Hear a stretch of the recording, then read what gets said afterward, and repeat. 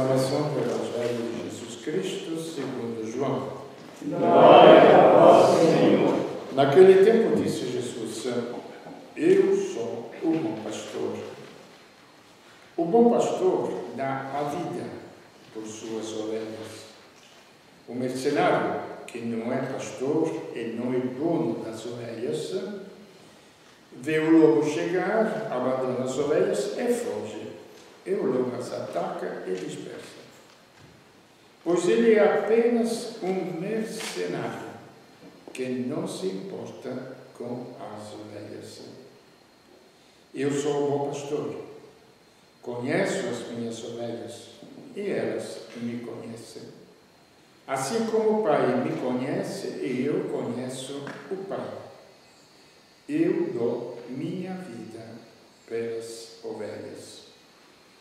Tenho ainda outras ovelhas que não são deste redil. Também a elas devo conduzir. Elas escutarão a minha voz e haverá um só rebanho e um só pastor. É por isso que meu Pai me ama, porque dou a minha vida para depois recebê-la novamente. Ninguém tira a minha vida. Eu a dou por mim mesmo. Tenho poder de entregá-la e tenho poder de recebê-la novamente. Essa é a ordem que recebi de meu Pai. Palavra da salvação. Glória a vós, Senhor.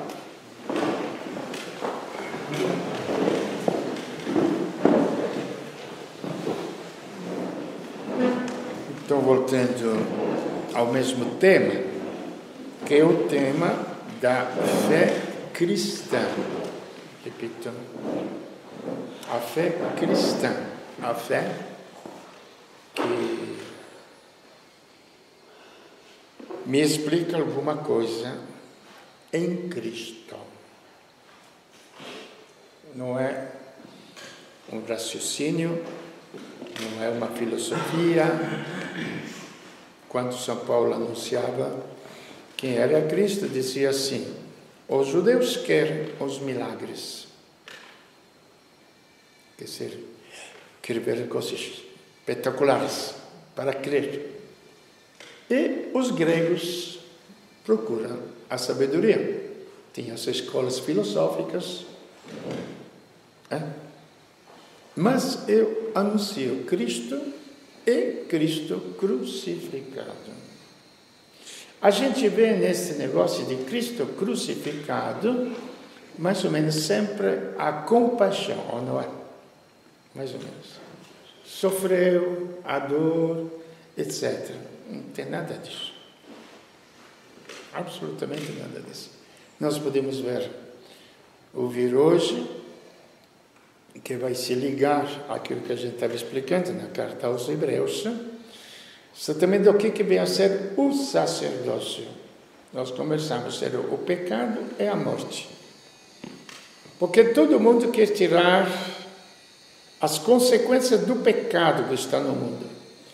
Então, o que é a consequência do pecado? Ignorância, maldade, roubo, assalto, estupro, guerras, traições, ciúmes, invejas. Essas são todas consequências da doença que se chama pecado. Então, vocês podem ver que todos os partidos dizem que nós vamos fazer tudo isso melhor, não é? E é gozado que a gente não entende quando se anuncia Cristo, o Salvador, que tira o pecado do mundo, tira a fonte de onde provém todos estes atos, que nós chamamos de pecado. Por isso que eu falo que os pecados não são as coisinhas que nós confessamos, chateados, etc. Não. Aqueles são manifestações secundárias de pecado. Ele é muito mais profundo, atinge mais fundo a natureza humana.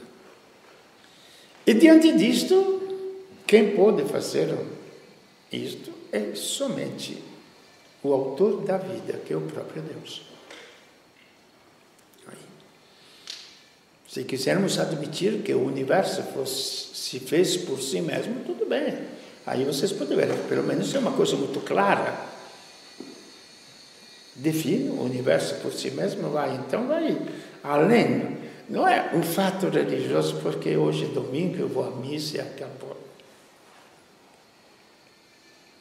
Gente, pelo amor de Deus. É fato de como você pensa a vida. É 24 horas por 24. É o sentido da própria existência, a fé. O sentido da própria existência. O porquê da existência. Onde a gente tem que se perguntar: quem que vai ser a minha vida? Tá? Então, tem a resposta? Tem. Se você acreditar nesta resposta, tudo bem. Se acreditar em outras respostas que o mundo te dá, que ele dá os sentidos da existência, não é? Como eu sempre falo, o sentido da existência humana é realizar os meus sonhos. Então, cada um tem o seu sonho, não é? Quer fazer isso, quer fazer aquilo, quer casar, não quer casar, quer viajar, quer conhecer, quer filho, não quer filhos, quer se divertir, etc, etc. São coisas boas. Agora, existe também o sonho de Deus. Por quê? Ele não pode ter sonho? Não pode ter uma ideia? Não é? E qual é o sonho de Deus sobre a humanidade e sobre cada um de nós? E a segunda leitura de hoje: desde já nós somos filhos de Deus. Filho, o que quer dizer? Gerados. Uma realidade, gerados. Que você é filho quando é gerado pelo sangue de seus pais. Aí você é filho deles. Senão você chama de tio, de avó, como quiser. Mas gerado mesmo é só aquele que recebe o sangue de seus pais. Recebe a vida de seus pais. Então, se nós somos filhos de Deus, nós somos gerados por Deus. Então, existem duas gerações para cada um de nós. Pelo nosso linguajar, sim. Uma de nossos pais, biologicamente, dos quais Deus se serve para nos gerar. Porque Ele poderia gerar os homens das pedras. Fala na Bíblia. Deus pode gerar os filhos das pedras. E daí? Não fez do pó da terra o primeiro homem? Aí, gera. E outra, uma geração. Então, nós somos cristãos por geração, porque gerados. Agora, o que acontece? Quando uma criança é gerada, você não vê logo a sua beleza, não é? Ou vocês veem? Eu já falei outras vezes, repito aqui, não? Quando a gente fazia os cursos de gestantes, de onde depois surgiu o hospital, etc. Não? E, Frei, estou grávida. Estou esperando o filho. Falei, que bom. Já. E quanto tempo? 4 semanas, 6 semanas. Tá bom. Mas é bonito seu filho? Não, é um monstrinho. 4 semanas, 6 semanas, 2 meses, criança é um monstrinho. Já que temos chance agora de ter as fotografias, entra o terreno, pega a fotografia e você vê. Cabeção grande, tudo. Feinho, vamos ser sinceros. Mas é uma realidade, gente. Mas, no coração da mãe e do pai, eles pensam no futuro, o que virá a ser. Frei, eu vou te mostrar o filho bonito que vai fazer. Você vai fazer. mas agora não. E assim, Deus, nós temos uma característica que é cristã, que se diz fé, não é? Caridade, que é a maneira de agir, e tem outra característica que se chama esperança, que o povo cristão nunca entendeu, ou não quer entender. Esperança, a gente leva para frente como tomara que aconteça, não é? Então você está grávida de um filho, tomara que meu filho nasça. É mole. Que esperança bonita de uma maternidade, de uma paternidade, não é? Tomara. Se acontecer alguma coisa, aborto, tudo bem. Mas a lógica da vida é que ele venha a nascer. Então a esperança é o nosso futuro. Aí cada um se dá o seu futuro. Se para mim ou para vocês é interessante acabar comido pelos vermes, ótimo. É o futuro. Ou virando cinza no forno crematório, é o futuro. Não sei porque de ontem a hoje, mas com tranquilidade me veio, às vezes porque eu escutei a notícia lá do rapaz que vai ser fuzilado, e ficou, está no corredor da morte, às vezes espera 20, 30, 40 anos, não é? Para ser condenados à morte. E a gente não está no corredor da morte? Nós não estamos no corredor da morte? Ninguém pensa. Essas são realidades, gente. Não precisa o homem me botar numa cadeia para eu ser fuzilado, para eu morrer.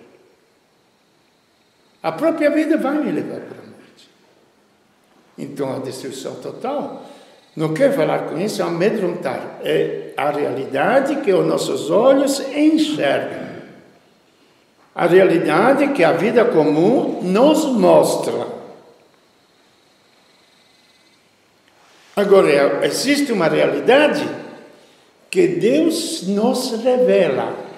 Desde já, nós somos filhos de Deus. Mas ainda não se manifestou aquilo que nós viremos a ser. E aqui entra a ideia, o conceito, outra vez. Gozado, está aqui de 2000 anos atrás, antes que existisse um monte de besterama que entrou dentro da igreja. Aí entra sempre o futuro que é? Paraíso e inferno. Castigo ou prêmio. Isto fica na cabeça da gente.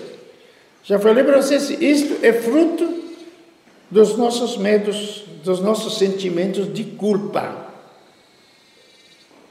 Que até cachorro tem sentimento de culpa quando apronta. Nós temos sentimento de culpa, ou menos, subconsciente, etc. Aí entra Freud e tudo que vocês quiserem, no conhecimento subconsciente de sentimento de culpa. Aí eu tenho medo se me condena ou se me perdoa. E nós continuamos lá, perdoar os nossos pecados, perdoar os nossos pecados, perdoar os nossos pecados. No lugar de dizer, faça crescer em minha vida, faça crescer em minha vida. Porque para mim viver é Cristo. Na medida que você cresce na vida, não faz mais besteiras.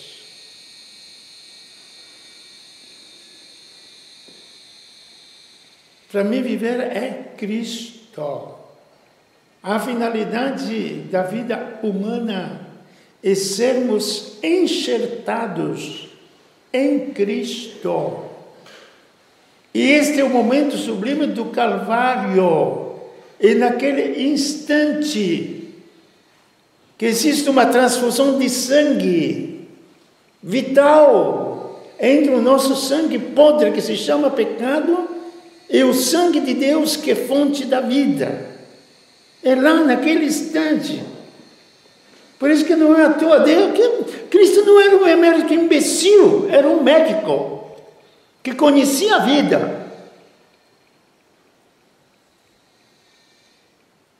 Nós honramos os nossos médicos, especialistas do mundo inteiro, e viajamos o mundo inteiro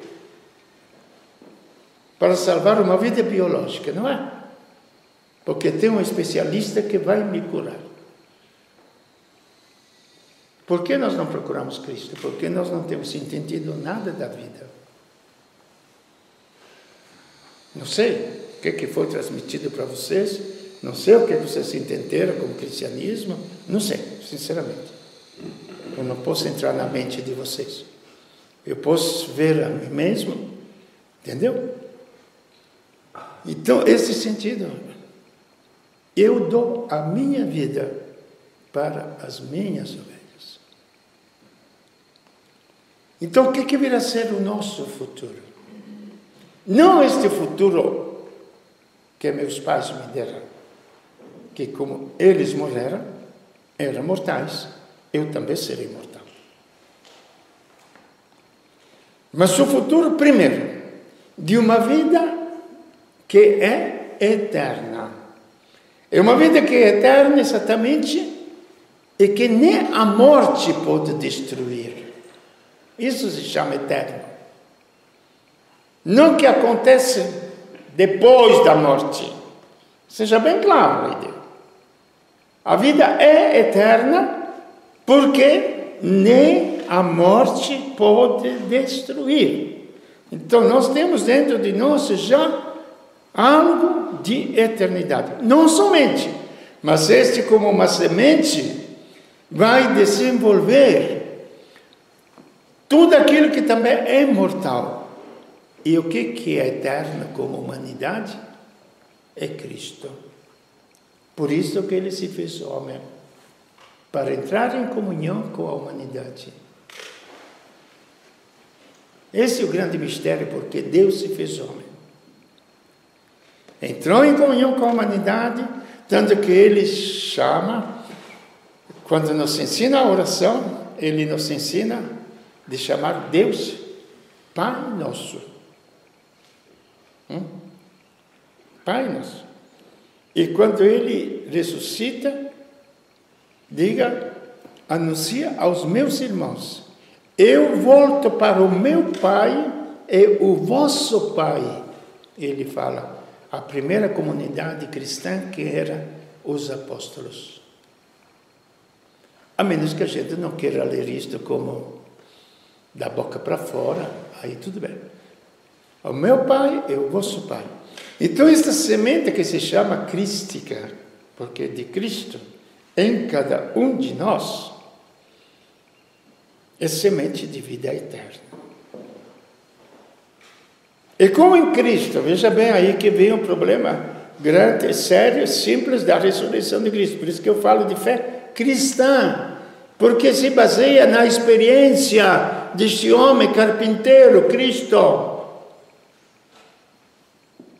Não é outra fé qualquer. Eu posso crer na reencarnação, eu posso crer no, sei lá, não me vem agora, outras fórmulas, que a humanidade tentou de descobrir com boa vontade, pelo amor de Deus, não cabe a mim condenar, pelo amor de Deus, mas é a maneira de explicar as coisas.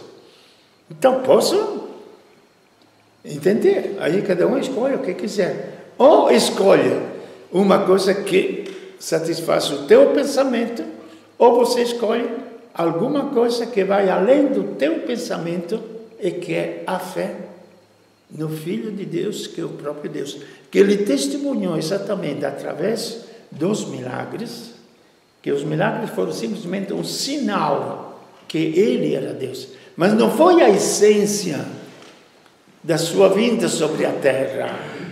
Não foram os milagres que Cristo fez a essência, gente. Não foi. Ele poderia não ter feito nenhum milagre sobre a terra. Bastava ele morrer na cruz. Essa era a realidade. Compreende? Então, Cristo, o que acontece? A fé nele, é ele que opera a nossa, que se chama salvação. E o que vem ser esta vida eterna? Vocês gostariam de saber, não é? O que é que nos espera? Jesus falou que conheço a ti, ó Pai, e aquele que enviaste, Jesus Cristo. O que é conhecer? Entrar em comunhão profunda com a ciência.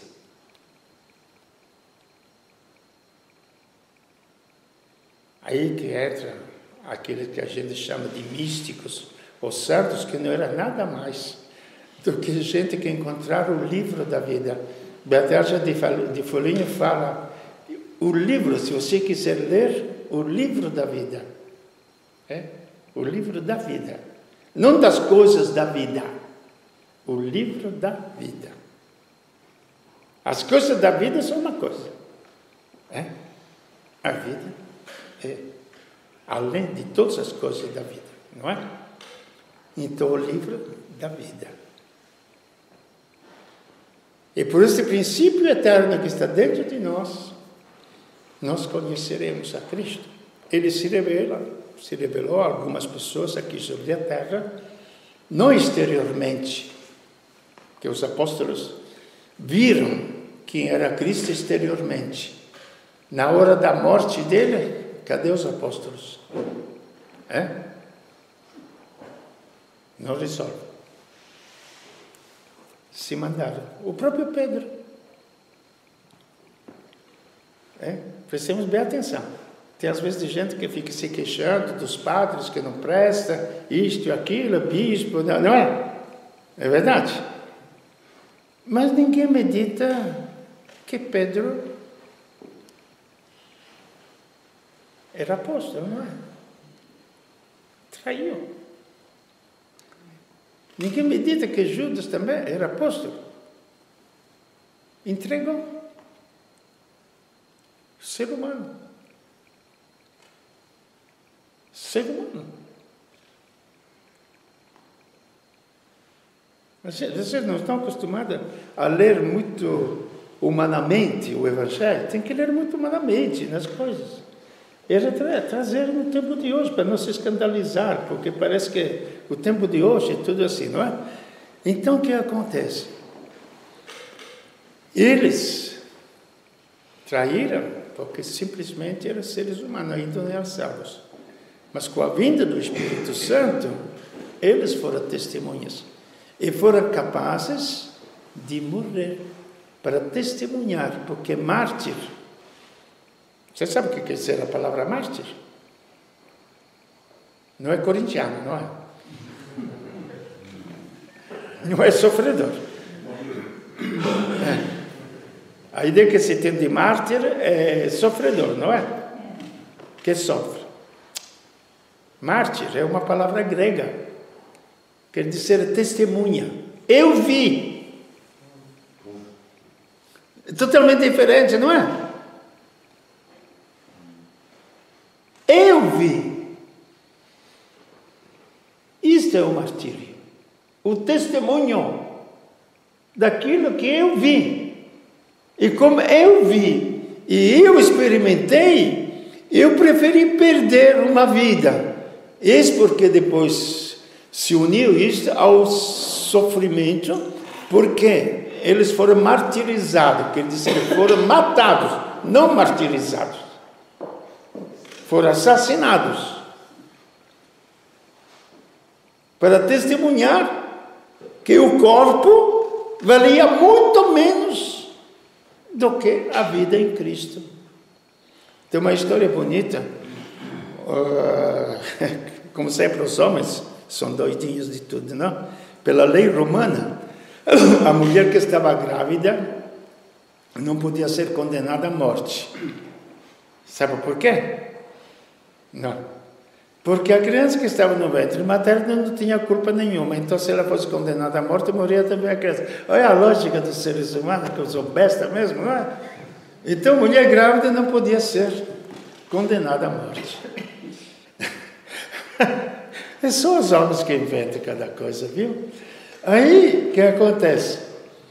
Que teve uma cristã que foi aprisionada lá. Isso está nos Atos dos primeiros cristãos. Não é historinha não, para boi dormir não.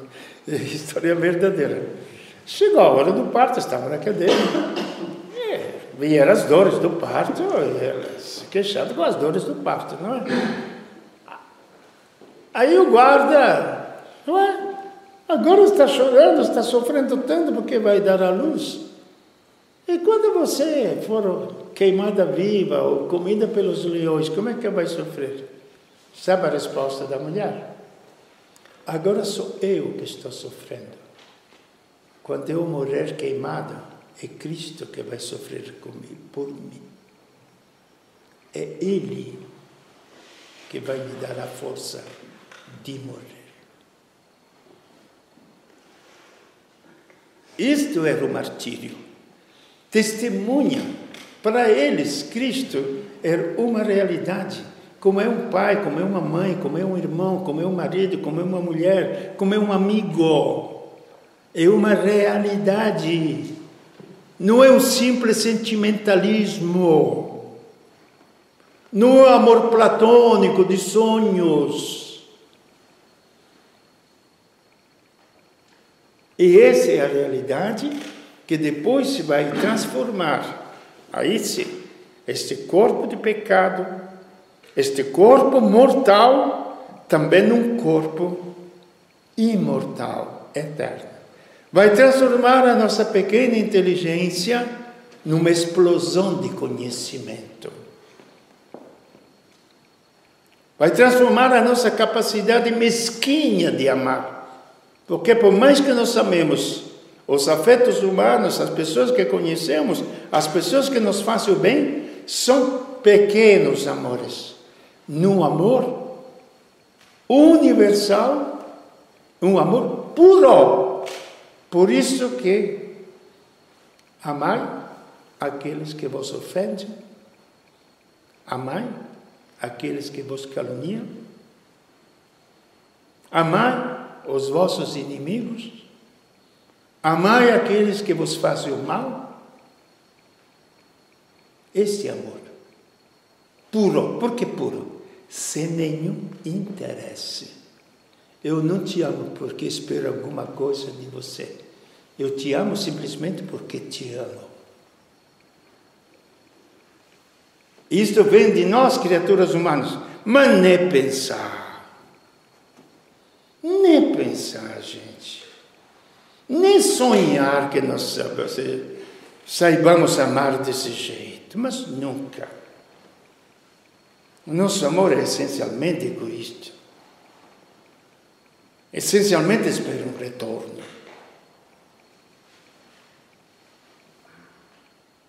Somente Deus ama e faz chover sobre os bons e faz chover sobre os maus.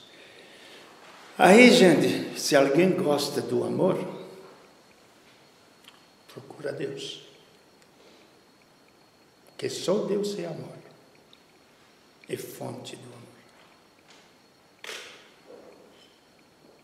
Não somente isto. O nosso conhecimento, eu li nesses dias, não sei se apareceu até na televisão ou no jornal. É melhor morrer de crack que de tristeza, que de melancolia, que de tédio. Ouviram falar isso, não? Não? Era um princípio de um filme. É melhor morrer de crack, que é um dos fenômenos porquê da droga, não é? Entende? E do jeito que o povo imagina, a eternidade seria uma tristeza sem fim, gente. Pelo menos aqui, É que nem os amigos, as pessoas que eu conheci quando cheguei em Caçapava, muito jovem, 29 anos. Os jovens falam, Frei, vem conosco, o paraíso é chato. Religiosidade é para gente velha. Para as mulheres e mulheres velhas. Vem se divertir conosco. Vem conosco para o inferno. Lá tem mulherada, lá tem churrasco, lá tem isto, lá tem aquilo, Frei. Que a pessoa religiosa para quê? E eu falava, os rapazes em Caçapava falavam isso também, gente. Claro. Entendeu? Então seria a maior tristeza uma vida eterna sem dinamismo, sem atividade, sem crescimento. E o livro da vida não vão ser as coisas, ciências humanas, que também as ciências humanas nós conheceremos, mas vai ser o próprio Deus. E todo dia, todo momento, como Ele é infinito, nós teremos um conhecimento novo. E não haverá tédio, enfadonho, não haverá vazio.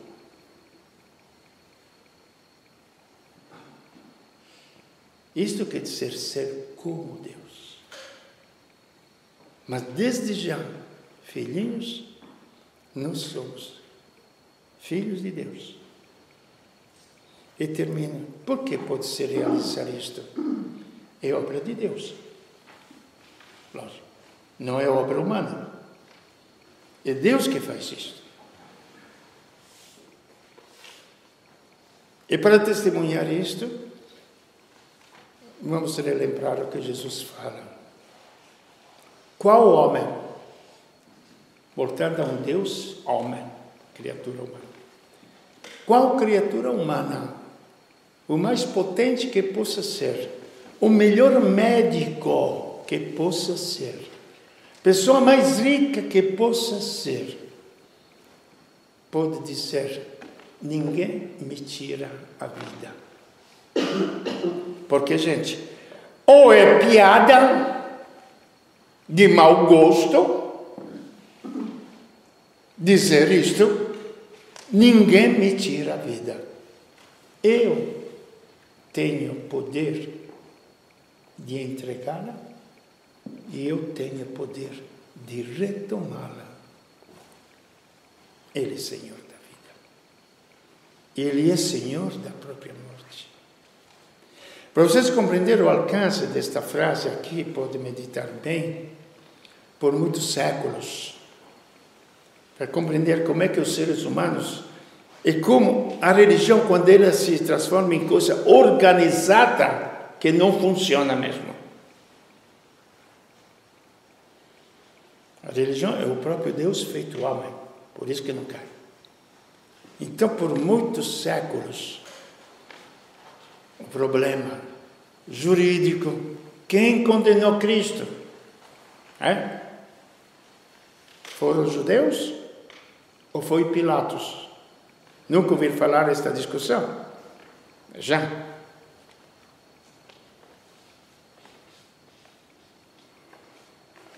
Depois, ao longo dos séculos, porque teve preconceito contra os judeus, então eles foram colocados como causa, teve o holocausto, agora se falava do holocausto dos armênios, etc. Não, teve o holocausto dos judeus, porque os cristãos que condenaram e perseguiram os judeus, então tinha que eliminar os judeus, todas estas histórias. Quem condenou Cristo? Nem Pilatos, nem os judeus. Foi ele que se ofereceu. Eles foram simplesmente instrumento da oferta livre dele. E é gozado que no Evangelho está escrito várias vezes, agora o Filho do Homem vai a Jerusalém, vai ser condenado. Quem é aquele bobo que sabe que se encontrar a polícia lá, que está errado com o carro, ele vai passar pela polícia para pagar multa? Gente, quem é aquele cretino Mas você sabe que, como faz um verbo encarnado? A sabedoria de Deus, que é um cretino que vai se botar nas mãos dos judeus para ser assassinado. Só se fosse um louco, bom. Ir atrás de um louco não dá, não é? Um bobo. Ir atrás de um bobo não dá. Agora o Filho do Homem vai a Jerusalém. Ele vai ser preso, vai ser flagelado. Ele vai ser condenado pelos sumos sacerdotes. Mas não se preocupem, porque ao terceiro dia ele vai ressuscitar. O que entenderam os apóstolos? No Evangelho mesmo fala, não entenderam nada. Muitas vezes o que nós entendemos como cristãos? Absolutamente nada. Eu tenho o poder de entregar a minha vida, de retomá-la quando eu quiser. Por isso que o mundo tem esperança, quer dizer, o mundo tem futuro. Mas prestemos atenção. É o futuro de Deus. Não é o futuro dos homens. Porque fora de Deus só existe morte, destruição. É o futuro de Deus. E o mundo que Ele constrói e que Ele conduz. E a história, que é a história de Deus. E o que é a história de Deus? A história da vida. E fora da vida só existe a história da morte. Então, este é o anúncio, a consequência daquilo que eu chamo, repito, insisto comigo, como vocês não sei, a fé cristã em Cristo, o meu ser, até as minhas falhas, até a minha morte, encontra sentido. Porque se eu morrer em Cristo, eu ressuscitarei. Se eu morrer sem Cristo, é o fim de toda uma história. Bonito ou feio, não interessa. É o fim de toda uma história. Então, em Cristo se encontra o sentido dos meus males, dos meus pecados, dos meus erros. Porque em Cristo, os erros se transformam como uma doença. Você se entrega nas mãos de um médico, ele te dá um remédio, ele te faz uma cirurgia e ele te sara. Então, os teus pecados, entregue em Cristo, ele te sara. Ele te devolve ainda melhor daquilo que você era antes de errar, antes de pecar.